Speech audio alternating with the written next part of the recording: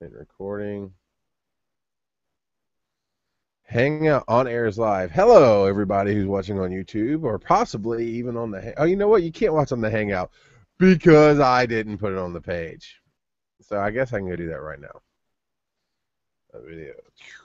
Let's do that real quick. But anyway, here's the idea. The idea is that you get to see behind the scenes of us doing the magic that we do, and we'll let Mordant entertain you for a second. I'm entertaining you. Unfortunately, this time, Charles is controlling the camera. And I know that at some point during the episode, he's going to forget. And I'm going to be talking. It's not going to go to me. Or I'll say some. And I'll be looking away from the camera while you're talking. And it'll just all be on him. And I'll just, you'll have this bored expression on us. Let's see how we do. You let us know how we do. Oh, come on. What's the matter now? It's not. It's not pulling up our webpage. What's the matter now? Your webpage. It's so just. I hope everybody's having a great week. We've had a pretty good week. Yeah. I think things are happening in our lives individually. We're going to explore this week what's going on with each other. Ooh. No, nobody's live. Well, if they're on Google Plus, they can see us. If they're on YouTube itself, they can see us. If they're on our page waiting, they can't see us because that's what I'm trying to do now. Because I forgot my setup while I was playing my Marvel Avengers Alliance, waiting on you. Charles kept saying, "Are you ready? Are you ready? Are you ready?" I wasn't that annoying about it. No, he wasn't that annoying until now, where you're ready. He was in fact not ready. Yeah, well, that's true. So anybody have any good jokes? Not you. I don't have any real jokes in my repertoire. It's true. Look them up and say, "Oh, you're a comedian. Do you know any jokes?" And I'm like, I'm not that kind of comedian. And I really should. I really should have like 3 to 5 jokes in my repertoire that I can just go, "Back, here you go." But I'm not that guy.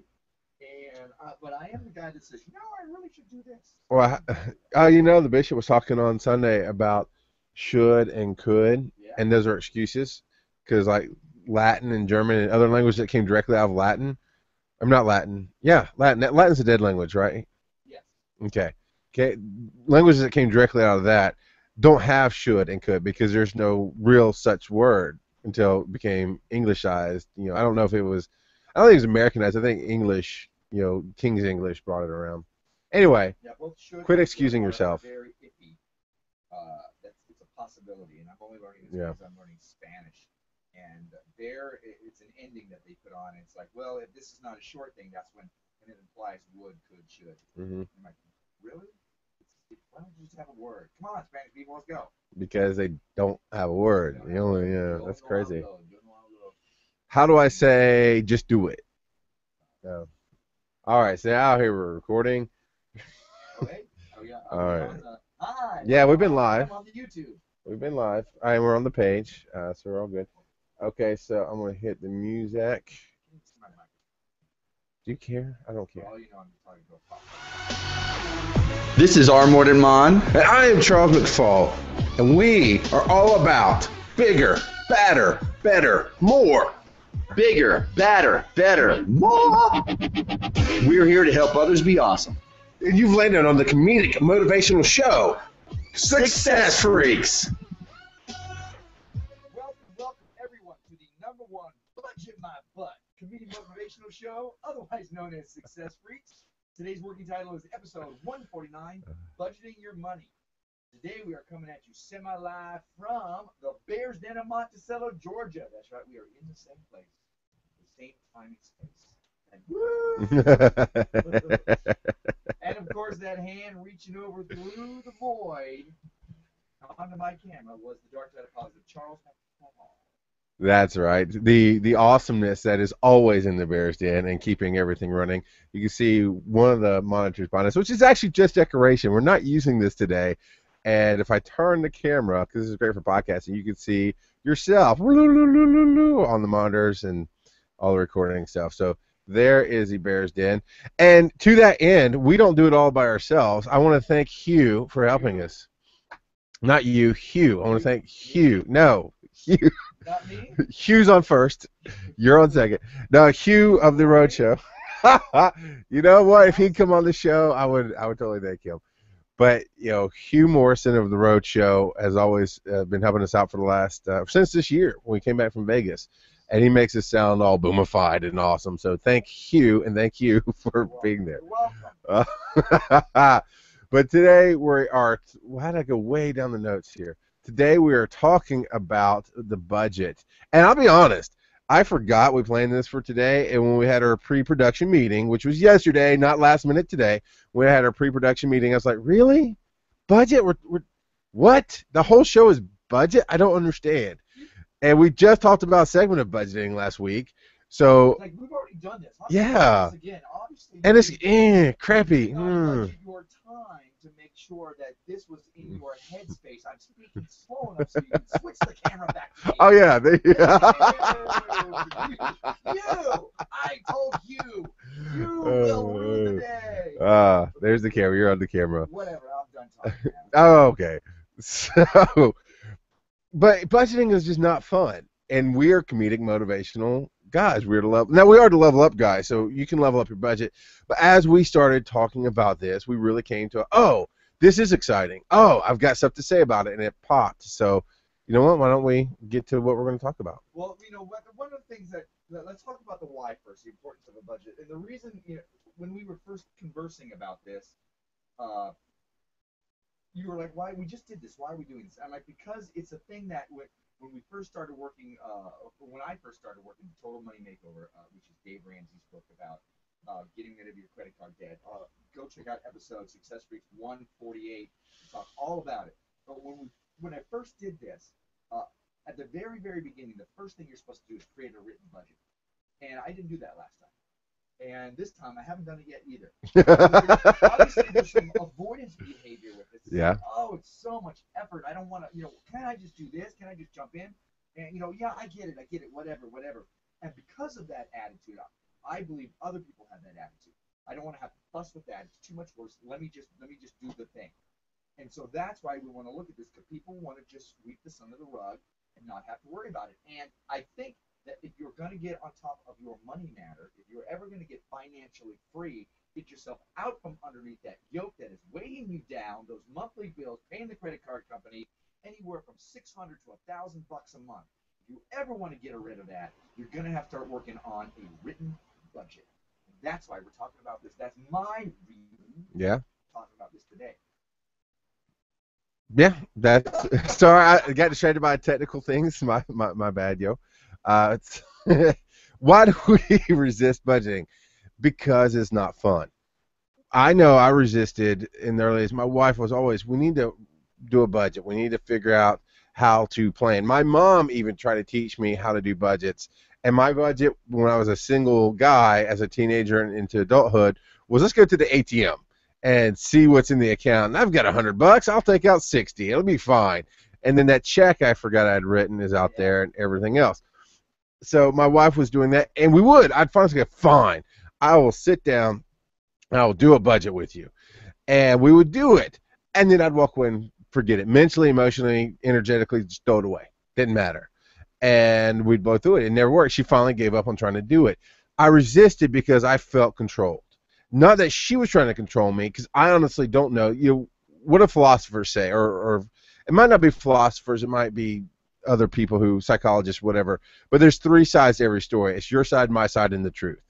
So I don't remember what the truth about the situation. I don't remember anything about her trying to control me, but I felt controlled.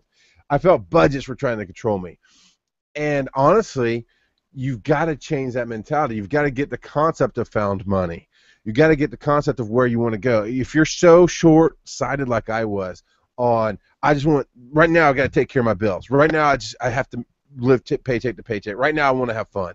If you're that short-sighted and you think a budget's going to take away your fun, you're never going to get where you want to go. You're never going to get anywhere as well if you don't plan for it.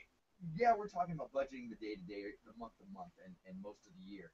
But also, if you have any financial goals, you want to work towards being financially free. If you want to work towards getting outside of credit card debt, you need to write down these goals as well and start labeling the steps to get there.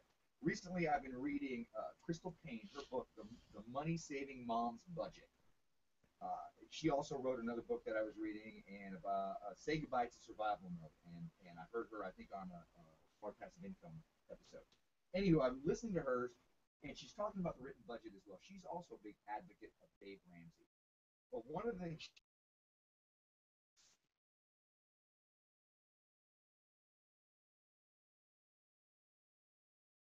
want to accomplish. It'd be as simple as I want to be financially free. What that means is I want to not have to pay any money out to anybody because I've taken care of what I'm bringing in is more than my debt. You know, or I want to get out from credit cards, or I want to be able to save an emergency fund, or you write down these goals, and then, you know, pick a couple of, you know, you'll have a bunch of them, and then pick a couple of them that you can get really serious, really specific with, so you can move towards that. That's all part of your written budget.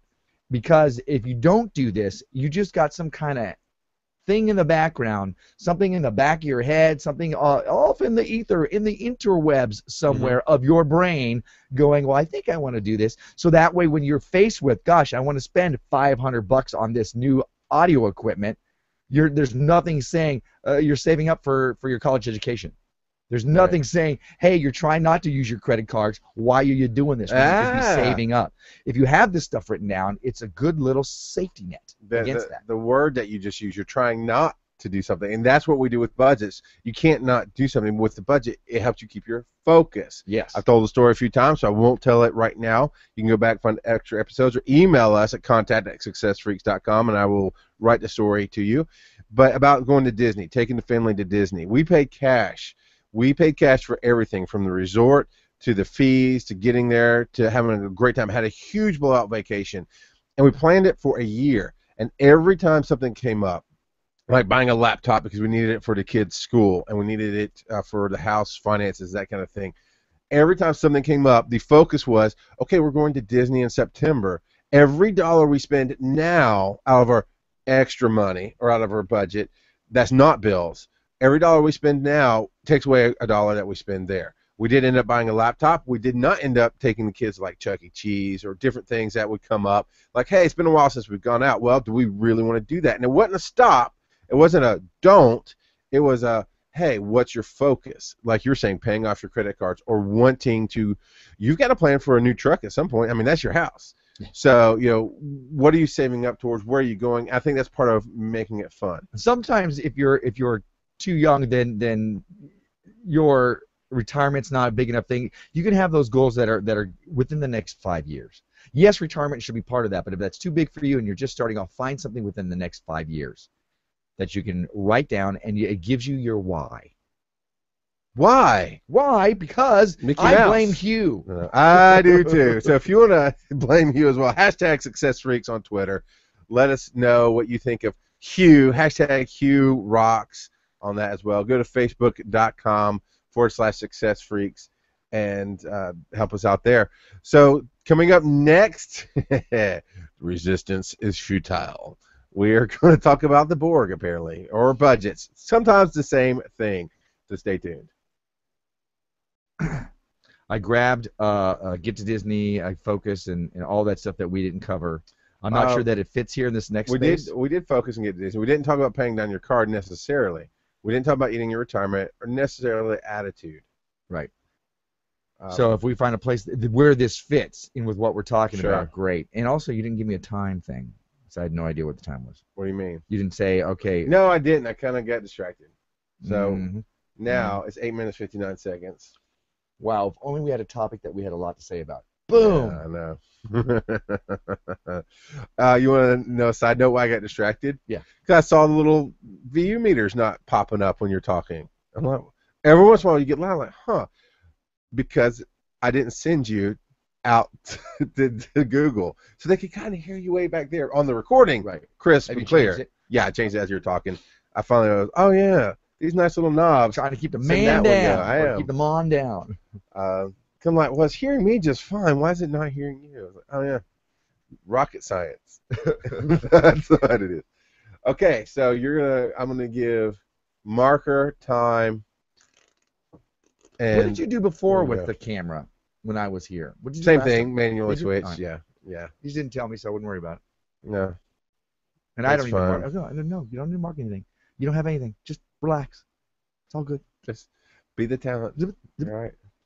At some point, we'll both be sitting back. Somebody else will be sitting on the corner running all the rocket scientry. Yeah, we'll be on our tablets, and I'm bored. I'm bored. All right. Isn't it great? So I'm going to do marker time, and you're going to go. All right. Marker time. Welcome back to Success Freaks. Today we are talking about living on a budget and how that works out. And resistance is futile, but for some reason, we all tend to avoid that budget. We all have excuses on why we are doing this, whether we're just sticking our head in the sand because I don't want to look at it. I don't want to see the big ugly that is my finances. And if I don't look at it, it doesn't exist, and everything's fine.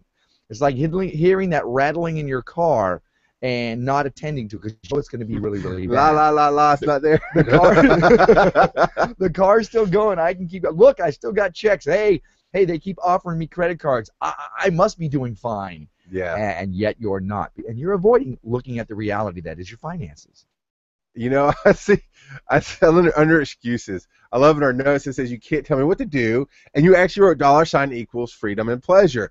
I saw $ equals and the and sign just quickly. I thought, why is she cussing in our notes? I don't understand. Because it has to do with budgeting and finances. But this is right. We all have excuses, and that was what mine was. I feel so constrained. Here's the freedom of a budget. Once you see where all your money's going, one of the things that we wanted to talk about is, are you eating your retirement? Are you eating your plans? Are you eating your future? There was a guy in the Dave Ramsey class that when he finally got down and did a budget, just wrote it down on paper. I did the same thing. And more than I think when you write down actually what you spend, that's what the quick budget is all about. We have a link to it in our show notes. We're going to, obviously, right the second while we're recording, the show notes aren't up. But it's the Dave Ramsey Quick Budget. It's a free page you can download off his site. And it just shows you what are you spending. And when you do that, you find money. And this guy who was in the class, because now I know why I can't afford to have a retirement, because I'm going out to eat 2 times or 3 times a day, sometimes 6, 7 days a week. We're eating our retirement. Mine wasn't quite that bad, but it was like, holy crap. Literally, we got to a point in our lives, my wife and I, where I was making good money. And we'd have $400 or $500 left over after we paid all our bills. Woo, right? And then it'd come close to bill time, and we have $100 left. We're like, where'd our money go? Literally said that out of our mouths. Where did our money go? And then we did a written budget. We're like, we just wrote down what we spent. And it changes your mentality. We find the freedom to, okay, now we know where all the money's going. What are we going to do with the extra? We tell it what to do. Yeah, Christy and I went out to have lunch yesterday. Went to a nice restaurant where we're at, a New Orleans style restaurant, and it was like $40 for lunch. Just the week before, we went out with some of the acts from the Renaissance Festival, Barely Balanced, and a few of the others, and it was at sushi. It was $80. Oh yeah, baby. Now that was the beginning of our week, and that was a big slap to our finances for the week. To our budget for the week. It's like, okay, so that means that we're either going to do less or have less, to feed us the rest of the week, or we're going to be pulling money out of bills. Now, notice I didn't say pay for with a credit card. I said putting money set aside for bills, putting money set aside for other stuff. That is no bueno. And one of the things that a written budget is going to do, it's going to shine a bright light on what's going wrong and why this isn't working for you, why there is too much month at the end of your money. I had all that, just like Charles said, I had all this extra money set aside. Woohoo, I get to play. Where did it go? Well, you played, you ate it. You ate it up. And a budget will help you avoid that. Now, I want to ask you a quick question that's not in the notes here specifically. It's, okay, you said you went out with a bunch of other acts. Yes. Well, how would it make you feel if you just go, I can't afford that. I'm sorry, I can't go. Yeah, well, it would not make me feel very well, but one of the things that like we said in episode 148 with Dave Ramsey, you are living like no one else so that you can live like no one else. What's more important to you? Is it you being able to be footloose and fancy free when you're retiring? Is it so that you can save up for your college, you can save up for your kids' college, so you can save up for a house that you're going to pay cash? Is it going to save up for an automobile that you're going to pay cash? Or is it more important for you to go out and hang out with your friends and spend $80 on sushi? WTF, my friends. It was good sushi, but ain't that good. Well, so what is it? And if you don't have your why in front of you, if you have not written this down and you don't have any other reason, of course you're going to go and do this. Of course you're not going to Or you're limit not paying yourselves. attention. Yeah, this makes you focus on it. Whatever you focus on grows. So if you're focusing on living in a budget, and I'm not saying hamstring yourself and don't have any fun, but set that aside and go, hey, look, we can go out and have this much. We can go out and have this much. And honestly, we ordered a little too much sushi. We ordered a sushi platter and then an extra roll, and by the time the roll was coming out, we're like, we could have been done by now. We don't need any more sushi. You could have brought home the daddy. Well, we ate it all. I bet you did. I do Very too. good. Every time I order sushi. Now here's the thing. That's why I wanted to ask about how did it make you feel, or how would it make you feel.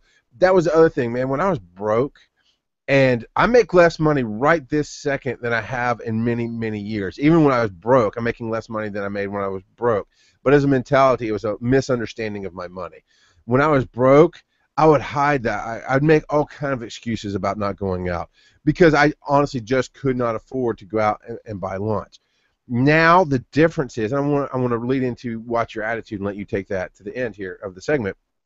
But now, if you're like, hey, let's go for sushi, I'm like, no, dude, I don't have sushi money because I want to pay my bills, because I'm taking care of my family, because I want to get to where I can buy this nice $1,000 microphone I've been eyeballing, or I can take that trip. Hey, let's go to Vegas this weekend. I see my friend Brian Ibbett, who lives that life. He has a bigger budget than I do. He goes, I'm going to Vegas this weekend for fun. And a month from now, I'm going to Vegas for business. And another month from now, I'm going to Florida for, that's the life I want to lead. He's not bragging. He's just filling me in because we record another show together. And I want that life because I want that life. I want to be able to say, hey, morning, let's go to sushi. And neither one of us ever has to go, oh, what's in my budget? We want to live the life like, sure, let's go eat and have fun. Right. To get there, you have to take care of your money now. But how do you make it fun now when you're telling people, I can't afford it? How do you tell yourself, get away from can't afford it? Yeah, it gets back to knowing your why. It gets back to, watch your attitude with all of this. If you are trying to knock out your credit card debt so you can get out of there, so that you can actually have these, hey, let's go ahead and take a Vegas trip because I'm not spending $1,000 a month on my credit cards. I have all this money saved up. So as long as you have your why, and the thing is, watching your attitude, you got to make it fun. You got to make it almost a game. Me, I'm paying down one of my credit cards, which had a $5,500 balance. And every week or every month I would pay $213, $215 on it. And now I'm paying that plus 10% of whatever I make. Now, if I don't have a good reason for this or good attitude about this, I'm just going to say this credit card's sucking my money dry. Instead, I'm looking at it like it's a game. I'm having fun with it. I've made it fun for me. So that way, when I'm whittling it down. I'm paying 10% more. Look, I just put in fact, this week I just put $400 more towards that. I'm almost below the $2,000 mark. My plan was to pay off this credit card by the end of the year. I'm going to pay it off within 6 months. And then I'm going to start working on the next one. I'm excited, and I've made it fun. See, I don't understand the game part of it personally, and this is just a mental thing. This is why we get both sides of it. It's not that he's wrong. I'm definitely not saying that didn't work. I'm saying I don't understand the game. So if you don't understand the game, let me give you how I do it. I understand the freedom of never feeling bad. I understand the freedom of going, oh, when I saw that my debt was $800 to $1,000 of my budget per month, and I'm only bringing in $3,000, that's 1/3 of my budget. And this is when I was making decent amounts of money. I could just chop it down. I did start chopping it down greatly to where now it's not as big anymore. But when I saw that a month, $800 a month, I was like, holy crap. And this was in the period of time of our lives. My wife and I were like, we hate this house. We need to get out of the house. But we have no money to plan towards buying another house. $800 a month saves up to $20,000 really fast. I'm not going to do the math right now, but I'm sure it's within a year. But that's it for right now. We'll have to get on. Hashtag us on Twitter, Success Freaks. I ran right up to the end. But here we go. Coming up next, here's the how-to, the budgeting how-to. We're going to give you some legitimate steps on making this work. Nice. Okay, I got too talky on that one. That's all right. Lala texted me. He's like, hey, you want to talk right now? I was like, we're on live right now. You can watch this for a few minutes. So she may get on and watch this for a few minutes. Next segment is 9:59. I guess I could do a timer. I've never done that before. Hey, it's working just fine. I mean, I pop right up. You look at the camera and you see the middle finger I'm giving you. It's all good. I didn't even Yeah, pop 1 over. minute. I said I didn't even pop over to my camera on the last bit because like, oh, 1 minute. Brrr. So hey, somebody's watching. So hello, you get to see behind the scenes of Success Hey, Streets. somebody. I wonder if it's Lala. Lala, if it's you, howdy. If you're not Lala, howdy. If you're Hugh, Now he's at work. He doesn't watch this at work. I don't think he ever. I don't even think he listens to the show. I think he just produces it, which is awesome because he does a slam up awesome job on it. why are you being so nice? He doesn't listen to the show. It's not like he's gonna hear this. See, okay, so for the no, this is in the how-tos. I thought we skipped something for a second. No, we're talking about zero-based budget, Excel, this and that. And the other. Yeah, we're gonna have two majorly different ways of budgeting because our minds just work so differently. And I think it's great. Yeah, I think it's going to give us some great fodder there. Yeah, yeah. All right, yeah. 9 minutes 59 seconds on the clock. When you is ready. Yeah. All right, I'm going to do marker time, and we're going to go marker time. Welcome back to Success Freaks. Today we're talking to you about budgeting your money. And right now, getting into the budgeting how-tos, the different methods that you can try, whether you're just beginning, you've kind of been doing this for a little while, or you're very, very experienced and you want something that's going to be, boom, get you all the way through It's it. going to be what? Boom, baby. All the way through it. One of the things that I learned a lot Hugh. One of the things that I learned a little while ago was for my weekly budget, I grabbed some bank envelopes, and I have 4 of them. On one I have written life. I have written food. One I have written something about being able to buy stuff for I don't remember what I wrote, and then one is for gas.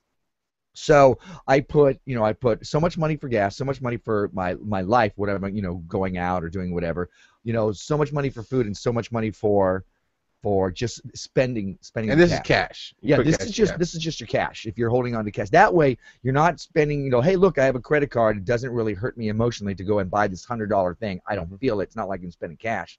If you're spending cash and you see how much you have in your envelope, hey, if I spend $50 right now on this thing, I'm gonna have $50 left over for the rest of the week. Do I really want this thing? Right. That goes for debit cards sometimes too. Now, Dave Ramsey says you don't feel it with debit card. I disagree. I feel it with debit card because I'm operating on a level that I feel everything right now with the money. So we check our account every day, every other day. We have a budget meeting every week, sometimes twice a week, my wife and I. And so we feel it. Now, where we did go back to the cash system that you're talking about is for gas, for fuel for the cars.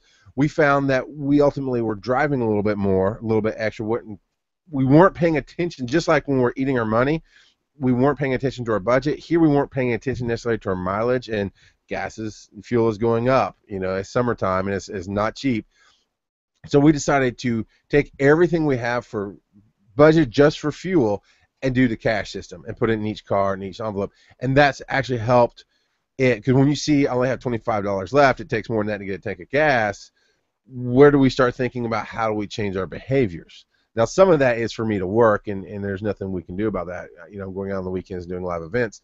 But some of that works specifically. We did the envelope system like you're talking about at first for everything, like groceries, that kind of thing. And ultimately, we went back to using the debit card because we found that we could manage that money just fine there. See, and I have to chime in. I'm very much like Dave Ramsey. I don't feel as much with the debit card. It really doesn't work as much for me. Now, once I've spent my money in the envelopes, I can use the debit card, but that's one more step. That it's at least one safeguard to make you think about it. Hey, look, I've spent this. Now I'm starting to go into this other, my other money that is set aside for bills or whatnot. So that helps you do that. And how do you track that? How do you track the bills? How do you track it? Yeah. Me personally, I use an Excel sheet. I create an Excel sheet that has each of the months for the year, and underneath the tabs for each year, and then each of my bills. And I actually put in physically how much money I spent. That way, I'm able to go, okay, I spent this much for this credit card, this much for this credit card, and it lets me know I paid that one. Did I pay this month? Let me look at my Excel sheet. Oh yes, I did pay that this month, and it cost me this much. How much have I been paying on this credit card? Oh, that much? Okay, I'll do the same for this month. So that way you're able to see, and you're able to see how much you're spending. Really, I'm spending $50 for what a month? I need to get rid of that. Oh, it's yeah. really not something that's $50. That's $600, isn't it? for the year. $600 if you're spending $50 on something, unless my math is bad, which is why if it is, then you know why I need a budget. And to be clear, that's not a budget. That's tracking. Yes. And you're going to do a written budget, and everybody tracks differently. Man, we start talking about Excel and tabs, my brain starts going stop. Ow! Because I hate it. But I don't like Excel sheets. So what I do, my wife and I, we actually started with the Dave Ramsey budget. We did the quick start budget, which just shows you what you're spending. Then there's a zero-based budget, and Morton is going to get there as well when he does his. When you do a budget, however you do it, not only do you track what you pay, but you have to have a zero-based budget. What that means is you don't spend more than you're bringing in. You don't keep more than you're spending. Your money has to go somewhere. So let's say you're making enough money that when your bills are done, you have a couple $100 left over. Maybe you're fortunate to have a couple thousand left over. Then it needs to be going to Debt Snowball or to your emergency fund and the second part of the emergency fund or to your investing. It has to go somewhere, because if it just sits, it's going to bleed away. You're going to eat sushi. And don't get me wrong, I love sushi. Mm-hmm. And when I plan to take my wife out, usually it's for an anniversary or maybe a birthday, we go out and we know we're going to spend $80 because I'll get the sushi, she'll get the hibachi grill, and she'll order extra, blah, blah, blah. We'll do $60 to $80. But we know that, so we plan for it. Yeah. And that's how you do budgets. I do mine. I don't use the Dave Ramsey forms anymore because my money's different and my mind is different. But what we do is right now we have, both of us, you and I, Morton, have irregular income. And so for me, I take one sheet of paper and say, here's the month. Week 1, these are the bills due. Week 2, these are the bills due. Week 3, week 4, so on and so forth. This is what's due. We also have a calendar to show us exact days that these things are going to come up due. And as we pay them, as we see, budget is for planning. So in April, as we saw May coming up, we plan for the first week of May. And that's the big one. That's where the house is. That's where the van is. It's our biggest payments. And so we have to plan for it in the last week of the month for the next month. And then as we pay it, we put down the codes that say we pay it and this and that and the other. And we'll go to the websites and double check sometimes. And if we didn't write down a confirmation code, we probably missed the payment. We probably somehow, and it slips our mind every once in a while. Not very often because there's 2 of us doing it. And we're going to talk about getting a partner here later. But that's how I track it. Now, you're talking about paying your debt snowball, and we'll talk about that a little bit in the after, I think, and on beyond. We'll talk about debt snowballs because it kind of ties to budgets, but it's very important, and we're not going to do a whole show on it. So there you go. That's mine. Well, what's great is that when you begin working on, and eventually, hopefully, you will, when you begin working on, how much money should I, you've got your emergency fund, but then you're going to set up a fund where you have that's going to take care of 3 to 6 months in case you get sick, you're out of work, whatever. You want to set that up and go, well, how much do I need to live a month? If you're creating an Excel sheet that you're seeing all of your bills, you're going to be able to look at it and go, oh, well, these months I had to pay this much. This is what 6 months is. It'll absolutely will help you budget better, especially with irregular income. Yeah, definitely. And for like Charles and myself, different months mean different things. There are certain months where I have no income, 0 income, because I'm not working that month. There's other months that I have, so much income, and you better believe that I am saving up for those downtimes. Part of my savings goes towards those downtimes. So the written budget is going to help with that. Using your Excel sheet is going to help with that. Budgeting your weekly, how much cash you're going to be spending, is going to help with that. So make sure you do it. And knowing why you run week to week, month to month, and not have enough to pay your bills, not have enough to get where you're going, that's what a budget shows you. Dave Ramsey says, I don't remember the exact phrase he uses on his radio show. The second part of it is you need a bigger shovel. I think it's either you need to manage your money better or you need a bigger shovel. Having a budget and living by it will show you what you need. Right. I'm at the point where I need a little bit bigger shovel. That's because I'm budgeting everything. I'm managing it. I'm doing what we're supposed to do. And we're talking about, Dave talks about the 4 walls. And you more to talk about paying yourself first. And we're not going to have time to hit that. We're going to have to cover that in the next section or on beyond. But basically, I'm going to hit really quick what the 4 walls are, is take care of yourself. It's the house is one wall. Clothing's another wall. Vehicles to get to and from work is a wall. And health insurance. Everything that takes care of you so you can bring in money.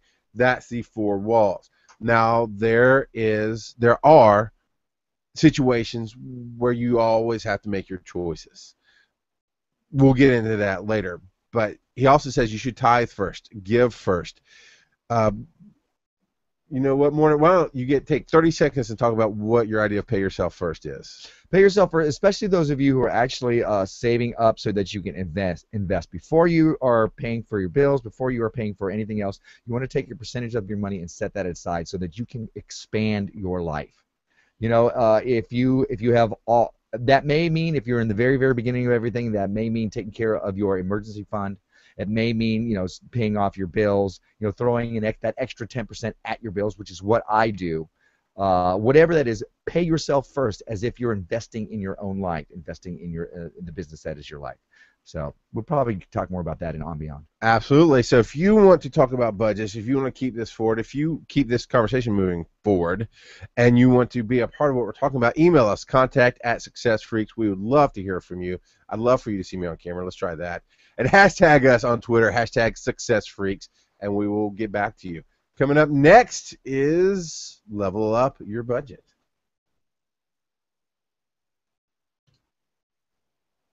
All right, What was the 4 things? House, clothing, insurance, medical insurance. What about food? Maybe it's food. Maybe it's not insurance. Maybe it's food. House, clothing, food, and vehicle. Maybe it's house, clothing, food, and insurance. It's not your vehicle. It's house, clothing, food, and insurance, I think. And that's why I preface it with, I don't know. I don't remember exactly. I should have looked it up, but I did not.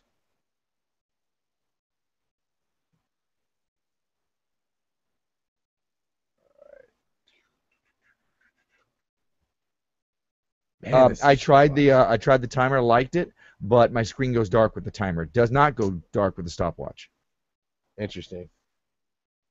That's interesting that the code just tells it something different. What were you saying? I just Time's just flying by. Okay. Yeah, man, that's what I love this format. I've got an idea for how to help the cameras next time you're here. All right. Because I can keep you out of the board mix, I can turn you off. We'll still use that for my recording because this mix doesn't change with the recording. We'll also put your eyeball up and hook you straight in. So then when you speak, it pops through your broadcast and your camera. Does that make sense? So you'll have 2 microphones. No, you just tell me. All right, we'll do it. Whatever you want to do. But I'm a genius. Just say yes. Yes, Yeah, yes, you I'm are. Plus 10% doesn't work for me. Is there anywhere you want to put that? That's going in On Beyond. Okay. Thanks. And we'll talk about more of that 10% stuff. We're going to talk about. Do you want to talk about more budget stuff or anything? We can look at this later. We'll look at it. For what, on Beyond? Yeah, On Beyond. All right, jackass. Yeah. Oh. All right, Penguin. All right.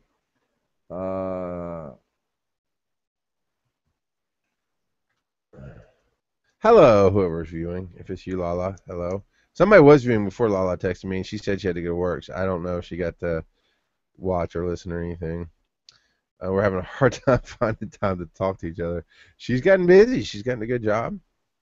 And, of course, I'm working all the time, and it is what it is. Oh, yeah, these things don't go with What If We Lose Our Way. So I will do that. All right. So we're doing the level up. You're going to talk about the why. I'm going to hit the harder, darker part of it. Is just suck it up, quit whining about it, get it done, do the steps. So like AA, work the program, and figure out what works for you. Right. And then talk about how situations change, how I've messed up here and there, and this and that and the other. But if you're ready, I'll do marker and then time. Yeah. Marker, time. Welcome back to Success Freaks. Today we are still talking about budgeting your money, and we are here at the Level Up section, the section where we talk about actually leveling up your life and what it has to do with a budget. A budget will help you level up your life. You know, at last episode number 148, we spoke about the importance of creating a written budget first. But why? Why is that so important? Because without it, you will lose your way. Without it, you won't have that roadmap that will take you to where you want, whether it's financial freedom or just expanding and growing who you are and the way you live your life. Those of you who are hoping to win the lottery, if you don't know how to deal with a lot of money and deal well with it and deal responsibly with it, you're going to lose that money. Most lottery winners lose their money, go bankrupt within the first 5 years. That's because their financial thermostat, as I believe T. Harv Eker in Secrets of the Millionaire Mind says, your financial thermostat is set to a certain level, and if you're not used to a new higher level, the lottery level, you're going to bring it down to where you're comfortable. Now that may mean you're dealing with more money. Hey, look over here, I only had $50 left over, and over here I only have $50 left over, even though I'm making this much money, a lot more money. So Right. you want to use your why to get to where you have a much higher financial thermostat so that you can deal with lottery money, and because you've made that money on your own. I was actually watching Shark Tank last night. I love watching that. It gives me a new insight on business. It gives me a new vision of the world. And one of the things Damon John said was there's a huge difference between operating at a $4 million level and a $20 million level on a business, just on a business level. He's not even talking about budget, about how you handle the money. He's talking about just as a business. I mean, we think, oh my God, $4 million. A lot of these companies who are pitching ideas to the sharks come in and they've made that profit already, $1 million this year. A lot of them, most of them are less than 500,000 profit, and they're going to be taken to $1 million.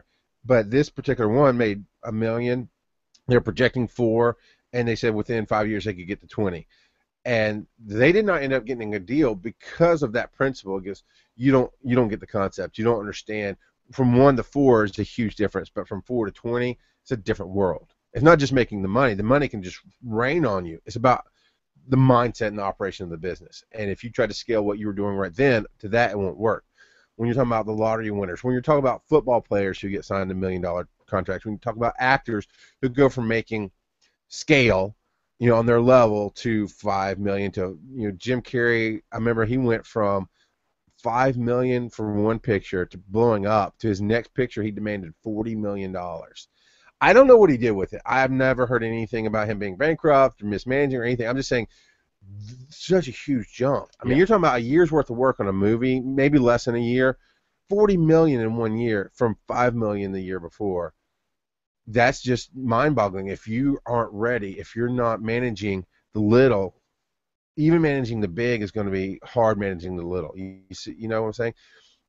We need to talk about leveling up your partner.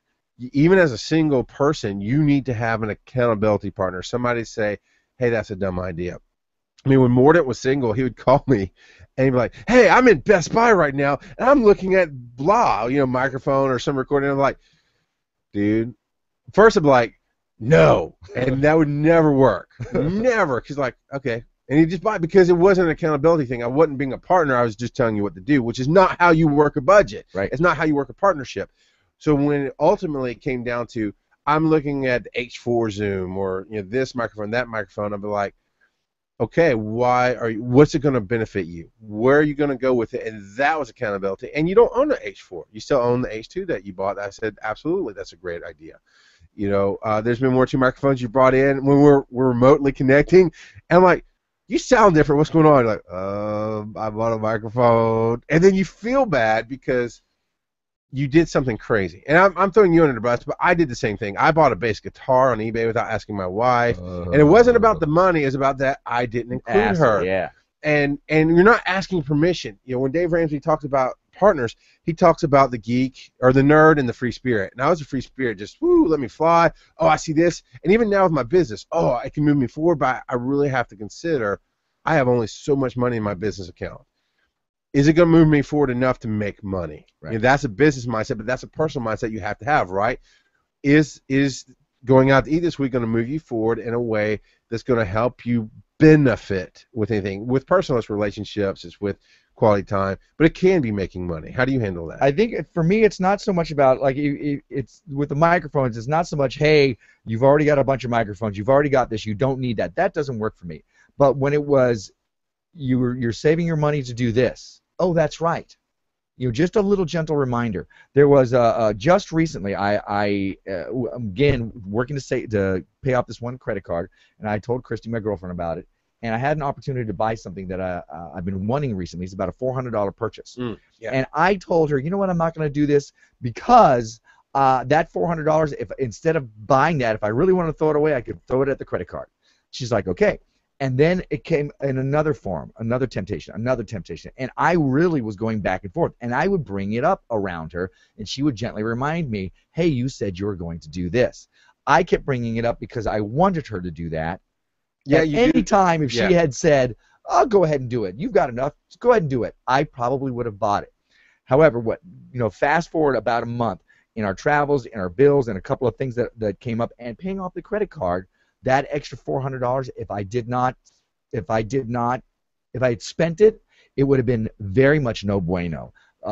Things would have been tight. Some bill would have been close to not being paid. Something came up. So I went up to her and said, thank you so much for just gently saying, for having my back when I wasn't sure about it. So that's another reason you want to get with your partner about this. You want to be working on this together as a team. And that's a major part of leveling up. When it comes down to it, sometimes you need somebody who's going to help you along. You need somebody to go, just keep the path, and you're going to make it through this. Stay the course. What I found is an interesting swing. This happened with you and I when you were single. This definitely happened with my wife and I. First, the swing was I was a free spirit, right? I'm all about, hey, let's if you have money, let's spend it. And then you would call me, and I'm like, instantly, I'm not the free spirit now. I'm the nerd going, what is it going to benefit you? How's it going to help you? Because that's what you needed. I found that swing. And that's why I really want to emphasize, even though he has a partner now, I have a partner in my wife now, and you're going, well, I'm single. How do I do this? Find somebody. Find a friend. Find a business person. As an entrepreneur, as somebody who runs a small business, find other business people to help you out.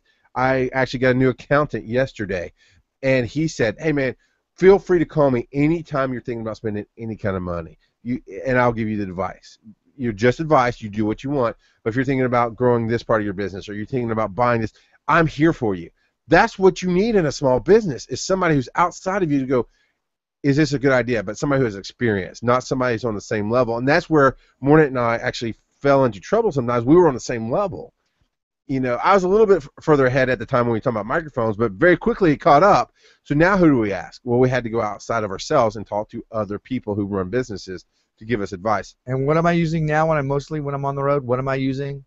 A POS, point of service. No, it's an eyeball $20 microphone that drives me a little crazy because you have great equipment. And because I do have great equipment. The eyeball, I just have to take it out. I just kind of plug it into the USB port, and it's boom, it's right there. And honestly, can you tell the difference for the most part? No. Yeah. You know who can tell the difference? Hugh can tell the difference. And I can tell the difference. You're the only people out there, you guys. You know what? You need to really use this. Well, then sell the board and sell your other microphone. Shut up now. So we got to tell everybody where to find this. So we're talking about leveling up your partners here later, because I want to finish talking about the swing and what I found to be true with that. But where can they find us, sir, if they're not listening live? You can listen to us on successfreaks.com. Find us there, and of course, if you want to, we're on iTunes as well. Find us over there. But if you go to successfreaks.com, you can find all the other stuff, all the Facebook, all of the social media, all the Twitter, blah, blah, blah, blah, blah. Go there. And you know what? We really need to hear from you. Email us, contact at SuccessFreaks, please, or SuccessFreaks.com, I'm sorry, contact at SuccessFreaks.com. Go to Facebook, send us a post, send us messages. We need to hear from you. Hashtag us on Twitter at @success_freaks. Really, please, sir, I have some more. Yeah. Please, sir, I have an email. Because sometimes I feel like we're talking into the never. We're talking to ourselves, or maybe I feel like if you're not feeding back to me that we're hitting home with you, that we're giving you something you can work with, I feel like I'm too theoretical. Maybe it's too much just for me and not enough theoretical that you can use. So, and I'm getting that from the Dave Ramsey class I've been facilitating, because I'm getting instant feedback. When I share an idea and either somebody accepts it, I know I helped them, or they come back with something different. I'm like, oh, that changes my world. help change our worlds, email us. Those of you who see us out and about, those of you who are coming up to us and saying, hey, we're listening to you, and thank you very much, you're really affecting my life, and giving us the stories of how this is happening. Thank you so much. That means so much to us. It's been happening, every couple of weeks or so. Please continue to do it. Those of you who think, oh, you're just too busy, I don't want to go up to you, make sure you come up and say hi. So, ladies and gentlemen, this has been R. Mordant Mon. And I'm giving the signal to get out of here, Bear. Whoop, whoop. Shouts to Sex Freaks. Boom, baby. On the money. We got a few seconds left, but it's going to be made up somewhere else. So, awesome. Success. I know. Success. I have hard time. I Success. get going and talking Sex. so fast. All right. 17 minutes. Do you think we can fill 17 minutes? Do we have enough? What are we going to talk about? Oh, it's down here. Yeah. What are we going to talk about? Probably none of that. We put in notes and then we just go. Wow. Oh. Oh man, and I hate man. Every time I get on a roll, I know to look at the clock. 'Cause I'm like, what? Last week you didn't see the face. Last week I'm talking about. I look at the clock thinking we're 17 minutes, so 13, 14, no 7 minutes left. I'm like, holy crap, we just killed 10 minutes like that. Man. All right, so yeah, I'm gonna come in. We're just gonna fill in the gaps. Is what we're gonna do. That's what we're gonna say. Fitting. So let me do. I can smell the popcorn. Marker time. Welcome to On Beyond Success Freaks, where we go bigger, better, more into the topic of the evening. This is for those of you who download the podcast and don't listen live on your local affiliate radio station through the wonders of syndication. Thank you for putting us out there into the world. But for you who download on the website, we give you a little bit more. We give you a full 60 minutes hard download. So we are talking about budgeting. And honestly, for what seemed to be such a boring topic, we have so much to say. I am Charles McFall. Over here dancing on his camera is the R. Mordant of Mon. Whoop, whoop, whoop, whoop. The House of Mon. Winter's coming. Anyway, we talked about so many things. We want to go back and fill in the gap. We started some stories that we had to stop due to time constraints. And let's hit those, and then we'll go back up to this black section, sir, or what's in black, about losing our way and guilt-free and all that. We're talking about budgeting. You brought up a concept of paying yourself first. Now, in the religious sense of the word, and the way I view it, tithing is about giving the top 10%, the first income, to somebody else. Outside of myself. I give tithing. I give it to the church I'm in because, again, it's like a business. I go to a certain mechanic. I make sure to throw all the business I can at him because I want him to stay in business. I really appreciate what he does. That's not necessarily tithing. When somebody goes, I don't understand why you pay God. I don't pay God, really. I mean, if I pay God 10% of $100 and he gives me $1,000, I give him 10%. He doesn't need the money. He's the one helping me out. Whatever. I don't pay God. I don't pay the universe.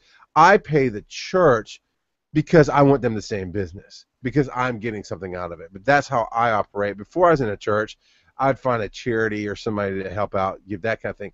You have a slightly different concept on it. Yeah, well, the comment or the phrase "pay yourself first," that usually is talking about once you start investing in yourself, whether you're doing that for your mutual funds, or you're doing that to just expand your business or to whatever. That's before you pay off your bills, before you pay off anything else. You set aside some money so that you can invest, so that you can expand the business of you, so that you can expand your wealth, so that you can enjoy your life later on, moving towards your retirement. However, those of you credit card monkeys out there, I am one of them. Speciest. Having a hard time paying off your credit cards. The reason for tithing is not, like you said, it's not paying God. What you're doing is it's a concept of you're getting that money to flow.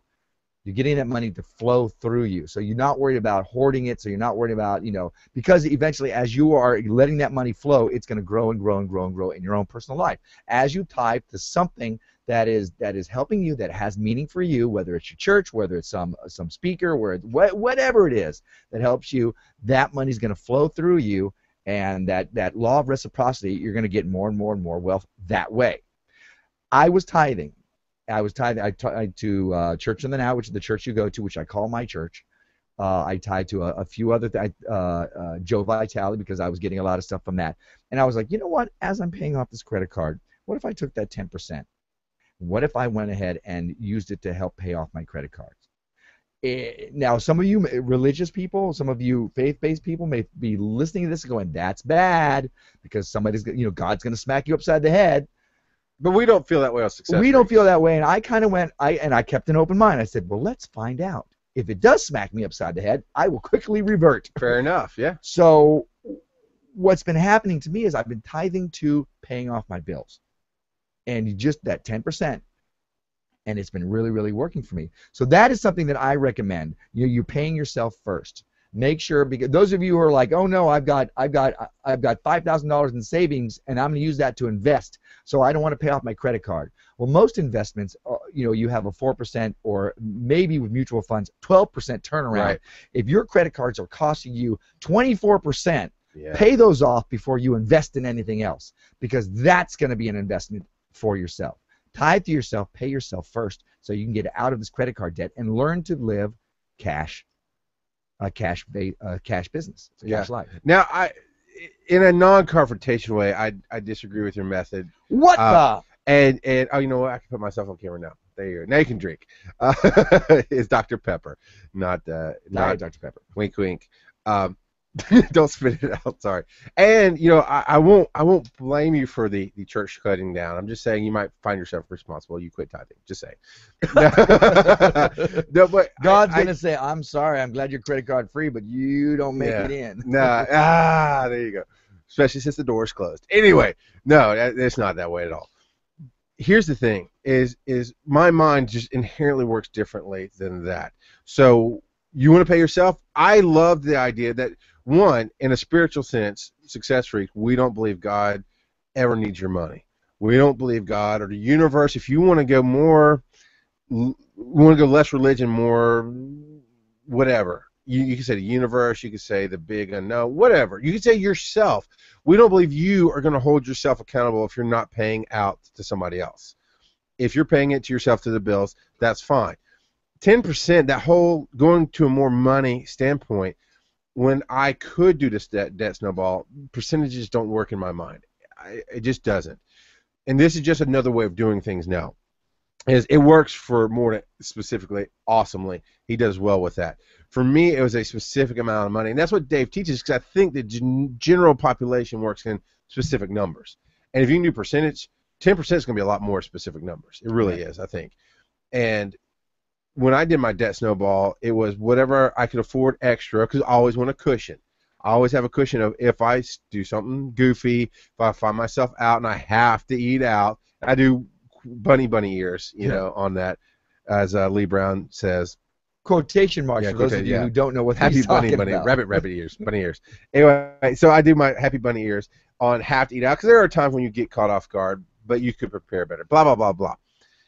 I like a cushion. So I used to take what was left over in the month, and we came to a number, I think it was 150 on average, is what we'd have known left over. That was our snowball debt. And so we'd pay the minimum payment plus whatever had rolled up plus that 150. And at the point where I lost my job and could not do the debt snowball anymore, I think we were paying up to $280 on top of a minimum payment.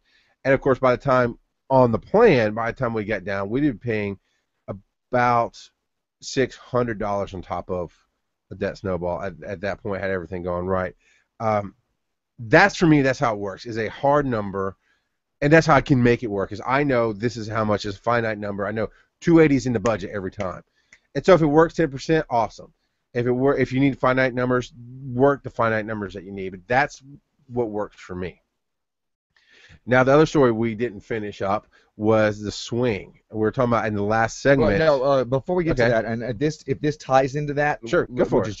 What does this have to do with budgeting? This is a show about budgeting. That was the pretty much what we're talking about right now is stuff that we covered in 149. So what does this have to do about budgeting? What is this paying yourself first, tithing to yourself, percentage, not percentage, blah, blah, blah. What does it all have to do about budgeting? You have to tell your money where to go. And that's the whole key to a budget. I'm glad you brought that up, because I don't think we really mentioned that concept. we talked about found money, and what found money is when you write down what you're spending, all of a sudden, oh my God, this is more than not me. Oh my God, I'm going to Chuck E. Cheese 3 times a day. Or in reality, going out to eat. And you before, I know you. Before, you never would have even registered. I spent whatever you said you spent on sushi, and then I spent $40 on lunch, on a nice lunch the other day. You wouldn't have even registered. At some point, you've been like, and you wouldn't have shared it with anybody, but you would have come to a personal realization, okay, why am I not quite paying this bill this month? Or why is things tight? I don't understand. Whereas now you're like, oh, that put us, I love how you phrase it, that put a smack on the rest of our week. And at some point, we were going to ask how you budget, but I don't think we're going to actually get to that. It's not coming up quite right. But here's why you talk about that snowball, and here's why you talk about you have to tell your money where to go. If you don't have money left over, then you're in a situation where you draw the line, and bills get paid in a priority order down to that line. And when you don't have the money, and that's every credit card, every debt outside of yourself goes below that line, and you pay them as you can. And if you can't, you have to work it out the best you can. You don't have the money. But when you're in a situation where you have money left over, you have to tell it where to go. And if you are choosing to follow the baby steps that we talked about last week, which are Dave Ramsey's baby steps, it's emergency fund first with $1,000 in the bank account. Then it's a debt snowball. You pay off all that debt. Now you absolutely have money left over because the debt's gone, right? And now you live debt free. And oh my God, it changes me from having to spend at the time $3,000 a month in bills to $1,800 on, oh, I can live on this. Yep. I mean, that's such a small number on a big family.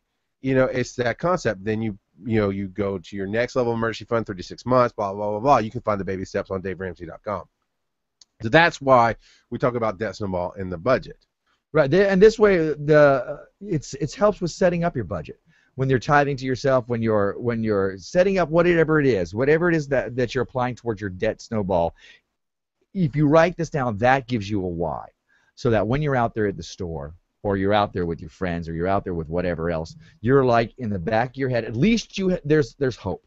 At least you have a little voice. At least you have the angel on your shoulder as well as the devil. Mm-hmm. Now the devil on your shoulder has a credit card in his hands, going, do it, buy it. You want this. It's so play. While the angel is not trying to be a bummer, but just saying, hey, don't forget this other fantastic thing you want. Mm-hmm. Why not do it this way? Because the other way hasn't been working. And ladies and gentlemen, boys and girls, that's a big deal right there. The other way you've been living your life has not been working. The way I've been living my life has not been working. Or let me just change it a little bit. Has not been working the best that it could. Yep. And you want that. You want the best of the best out of life. You're the knight in shining armor coming to showing up to save the day. It's up to you, and you can do this. And that's why you have a written budget. A knight in shining armor, it doesn't just look good. He's trained himself in the art of sword fighting and horseback riding and all these things. Your written budget is part of that training for you. So that when you're out there in the battlefield and you have that temptation with the credit card, you can go, oh, no, I'm experienced at this. I'm a high-level knight in shining armor.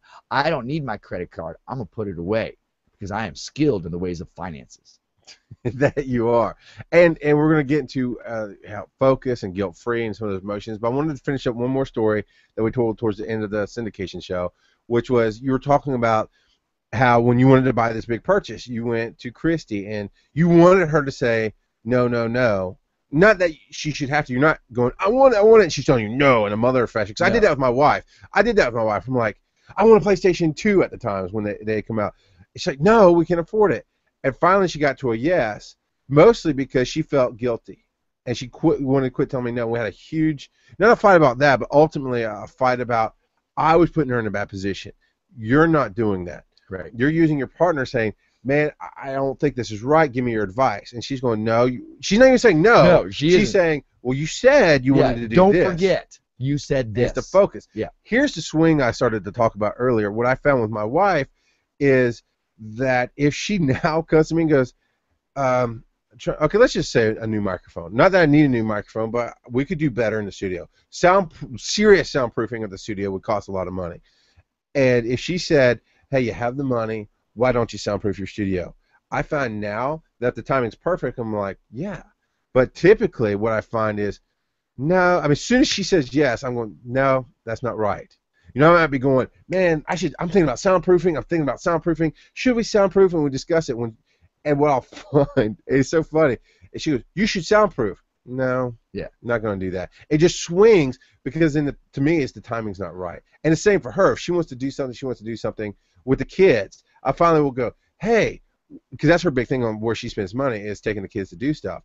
Why don't you take the kids? No, because I could do this, I could do that, and we'll be right because it really is not a yes/no answer. It's a here's the advice. What do you think's right for yourself? And once you practice that over and over, you get good at it. Right, and whether it's you or whether it's your partner, when you're talking about soundproofing your studio, the question you can ask yourself, this applies in your life, this applies in your business, is the business warranting that expense? Am I making that much money? Are we pulling in that money to be able to afford this thing? Hey, look, we need new credit cards. Yes, you absolutely, or new what? Yes? I need new business cards. Absolutely, you need new business cards, but do you really need the fancy one? Is that something that your business, do you need new microphones? Is it pulling in that much, or does what you have good for right now? You have to be pulling in money for this stuff to work. The budget has to show that. If it's not, and then you're just borrowing and you're just spending money, your business is going to tank. Your relationship is going to tank. Your life is going to tank. So there's got to be a reason for it. I have multiple microphones. Most of them I bought them on sale. What am I using? Really practical application? I'm using the cheapest one I have. Typically, That's the one I'm using. Do I sound a little better like this? Absolutely. Is it less of a headache to be able to pull out just the small little thing and jam it into my computer? Absolutely. I took over the camera. So whatever it is going on in your life, whether it's your partner or it's you who is saying, hey, do you really need this? Oh, don't forget this other thing that you want to do.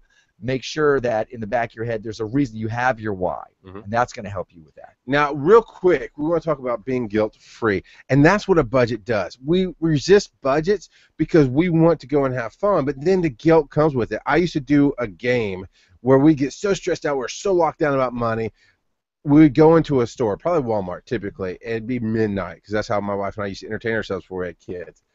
And we'd go into Walmart, and it's like, hey, here's a game. No, we still got to. Don't tell me. Don't mouth stuff. I'm telling the story, bitch. Shut up.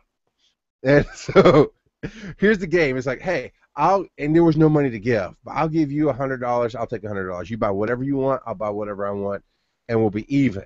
And it's usually on a credit card, and it was dumb. And then later on, we still have the debt and wouldn't have the thing. I mean, I bought a little TV and VCR for the bedroom. That's been gone for years. Now, so is the debt because of different situations.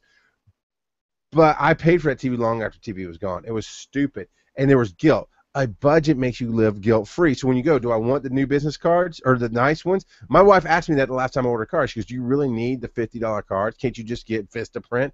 Are they good enough? And I went, honestly, no. They're not. I feel guilt-free about saying no because I see other cards. I know how the card makes me feel emotionally. I know that over and over again I get great reactions, and I make a better impression. It gives me guilt-free to say I'm going to spend extra money on it. Going out to eat, we talked about the sushi. I plan for that because I'm going to take my wife out for a good time. Guilt-free, and that's what a budget does for you. Right, and one of the things that we wanted to talk about, I'm not sure if we have time, but we're going to go for it anyways. What if you lose your way? What if you buy that thing that you shouldn't have bought? What if you spend too much? What if you get off of your money diet, your budget diet? A lot of us, you will get that guilt. And what comes with that guilt is, then maybe I don't want to do this anymore. It becomes just another excuse not to keep going. So be guilt-free. Put on your big boy pants or your little girl panties or whatever it is that you bought that day, and be guilt-free. Don't use that as an excuse not to keep going with this, not to persevere. Oh, I failed. It's over. With your financial budgeting diet. So you want to be lean, trim, and racy out there. You want to live financially free. You want to live like nobody else. Continue to live like nobody else right now. And if you have a couple of hiccups, you trip, pick yourself up and get going again. That's what, get back on track. And that's the way to do it. That's what this is my second or third time trying this. And now I'm really whittling things out. I'm going to keep going until it's done. And I'm going to be financially free, or at least credit card free, in the next 3 years. That's the plan. I had a 5-year plan 8 years ago, but situations do change. Yeah.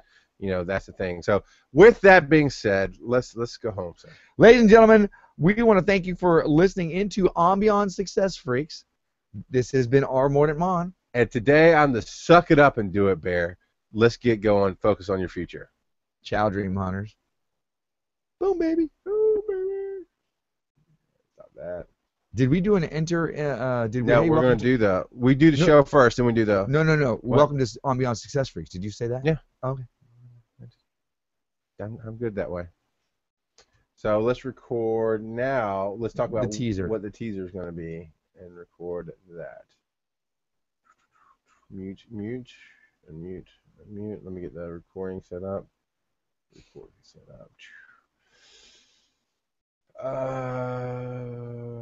do this. And you. All right, check. I'm on that one. Check test 1, 2. No, I got you on the wrong one. Now. Check test 1, 2. All right.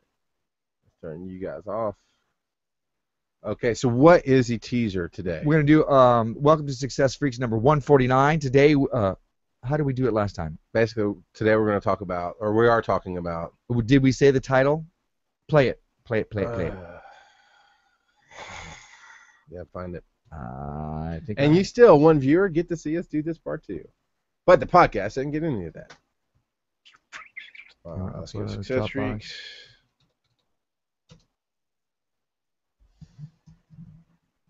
Find it.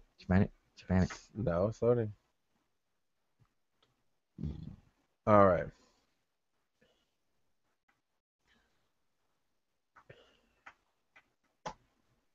See, this is a little side note why this is loading.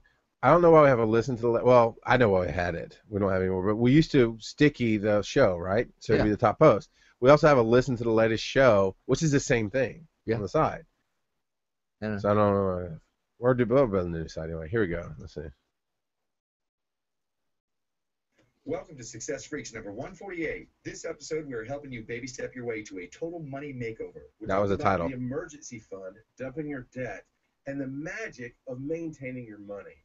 You too can live credit card free. All coming up right now. All right, so I'll do the Welcome to Success Freaks number 149. Today we're talking about budgeting your money, and then you can go blah blah blah blah blah blah blah. But what's the blah? Today you're talking about the importance of a budget. Why we resist the importance of a budget. Why we resist, and different methods to get around that. To get around. And how to find money and level up your budget. Yeah. Okay. Remember that this can be. Yeah, I know. We can stop and just keep talking. Throw it. Okay. And check. Okay. Welcome to Success Freaks number 149. Today we are talking about budgeting your money. Why we resist doing it. The importance of a budget. And how to find money and level up your mentality. All these things are going to be available to you in just a moment, so listen in. Hit it! All right. Like it? I don't know. You let playback. And you tell me. I shouldn't have said today we're talking about budgeting your money, because you would have said today we're talking about the importance of a written budget. Yeah, let's do it again. Let's do it one more time, and then you can pick them up. All right, importance of a written budget. Are you looking at the? You're not. Looking at the what? Go to the paper, the set list. Do you have something written at the top? Yeah, go to the very top, and that's what I'm looking at. See that stuff? Importance of a written budget, and then you can just pick from there. Oh, okay. Blah, blah, blah, blah. Ready? All right. See, we did this whole thing on level up your budget, importance of teamwork, and we never put it down anywhere else. So we hit it. We ultimately hit it, which was good, but we didn't hit it the way we planned it out. Because we were going to talk about how people don't understand, and you got to keep doing it, but it's all good.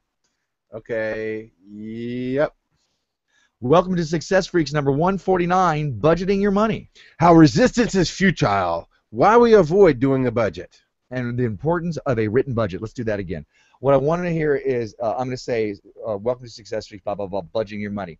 And you're going to say, today we're going to talk about the importance of a written budget, and then go into resistance is futile. Okay. Importance of a written budget. Today we're going to talk about blah. Okay. You want to do it again? No, let's go with the old one. All right, fuck it. Today Welcome to Success Freaks number 149, Budgeting Your Money. we're talking about the importance of a written budget. And a lot of other shit. Yep. Just say it. As well as why Now do it fun. as well as why we avoid certain things that we shouldn't be avoiding when we should know that resistance is futile. Not doing Star Trek references, we're also talking about the magic of found money and how to level up your budgeting mentality. So stay tuned for this and other very helpful information. Coming up right now. And out of the two of those things, I think you pull something Yeah, I together. think so. All right, cool. And we got to be careful that this is not. I really liked the last one because it was just kind of an informative thing. Yeah, I'll cut out the Star Trek thing. But yeah, it was still poppy fun. Yep. All right, thank you for watching us today. Hope you enjoyed it. I hope you didn't. I hope you hated it, just to be different. Whatever. All right.